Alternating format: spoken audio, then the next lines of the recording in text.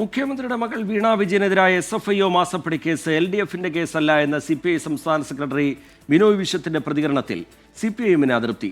Case നോക്കാൻ വീണയ്ക്കറിയാമെന്നും ബിനോയ് വിശ്വം ഉത്കണ്ഠപ്പെടേണ്ടതില്ല എന്നും മന്ത്രി വി ശിവൻകുട്ടിയുടെ മറുപടി. പാർട്ടി നേതൃയോഗങ്ങളിൽ രൂക്ഷ വിമർശനം ഉയർന്നതിനെ തുടർന്നാണ് മുഖ്യമന്ത്രിയെ വളഞ്ഞിട്ടാക്രമിക്കാൻ അനുവദിക്കില്ല എന്ന മുൻ നിലപാട് ബിനോയ് വിശ്വം തിരുത്തിയത്. ഒന്നാം കമ്മ്യൂണിസ്റ്റ് സർക്കാരിൻ്റെ 68ാം വാർഷികം ഉദ്ഘാടനം ചെയ്തുകൊണ്ട് CPI സംസ്ഥാന സെക്രട്ടറി ബിനോയ് വിശ്വം നടത്തിയ പ്രസംഗത്തെപ്പറ്റി പാർട്ടി മുഖപത്രമായ ജനയുഗത്തിൽ വന്ന വാർത്തയാണിത്. മാസപ്പടി കേസിൻ്റെ പേരിൽ മുഖ്യമന്ത്രിയെ ആക്രമിക്കാൻ അനുവദിക്കില്ലെന്നായിരുന്നു ബിനോയ് വിശ്വത്തിൻ്റെ പ്രസംഗം. ഇതിനെതിരെ CPI സംസ്ഥാന കൗൺസിൽ വിമർശനം ഉയർന്നു.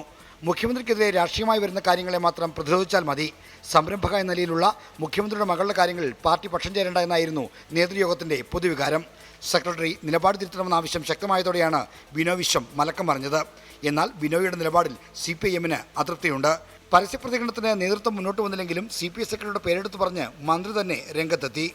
ഇക്കാര്യത്തിൽ കേരളത്തിലെ മുഖ്യമന്ത്രി ശ്രീ പിണറായി വിജയന് പൂർണ്ണ പിന്തുണ ഇടതുപക്ഷ ജനാധിപത്യ മുന്നണിയും കമ്മ്യൂണിസ്റ്റ് പാർട്ടി ഓഫ് ഇന്ത്യ മാർക്സിസ്റ്റും പ്രഖ്യാപിച്ചിട്ടുണ്ട്.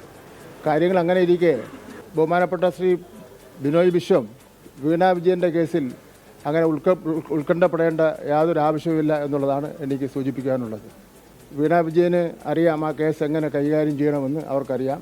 അതുകൊണ്ട് യാതൊരു ഉത്കണ്ഠയും ശ്രീ ബിനോയ് വിശ്വത്തിന് വേണ്ട.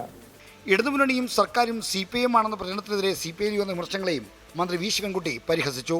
പിണറായി വിജയൻ നയിക്കുന്ന ഗവൺമെൻറ് എന്ന് പറയാൻ പാടില്ലെന്നാണ് ബിനോയ് വിശ്വത്തിൻ്റെ പുതിയൊരു കണ്ടുപിടുത്തം. ഇനി ബിനോയ് വിശ്വം മുഖ്യമന്ത്രിയായാലും ബിനോയ് വിശ്വം നേതൃത്വം കൊടുക്കുന്ന ഇടതുപക്ഷ ജനാധിപത്യ മുന്നണി എന്ന് തന്നെയായിരിക്കും പറയാൻ വേണ്ടി പോകുന്നത്.